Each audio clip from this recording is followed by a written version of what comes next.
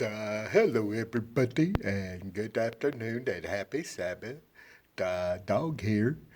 The, today's children's story is called Birds in Invisible Cages. Did you know at times birds live in what amounts to invisible cages? This is during periods when their territorial instinct is more pronounced than at other times. For example, during the nesting season, they will establish very specific boundaries within which they will do all their living for a time.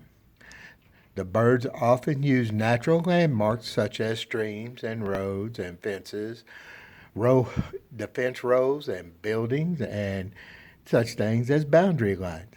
Now, in the spring, they spend a lot of time scraping over where the, excuse me, not scraping, that's scrapping. one of them big words I can't have rolling off my tongue like I think. But they'll be arguing over where the line will be. But once it is drawn, something in their makeup makes them stick rigidly to their own territory. Once a pair of cardinals established a territory where developers were getting ready to build a shopping center.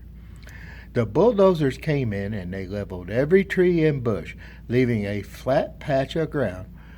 Where there had been plenty of cover for the birds, now there was none. But the male cardinal would not leave his territory and flew around the empty lot until exhausted. The male indigo bunting happened to choose a female who built her nest in another male's territory. When the baby indigo buntings hatched and needed feeding, the father, who would normally help the mother, wouldn't cross that boundary line to the nest. He would bring food to the fence that formed the dividing line, and his mate would come and get it, taking it from her waiting husband to her waiting babies herself.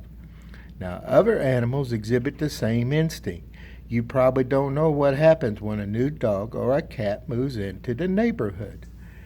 We human beings act a bit differently, but we too have our own little habits about how one is accepted in a new area.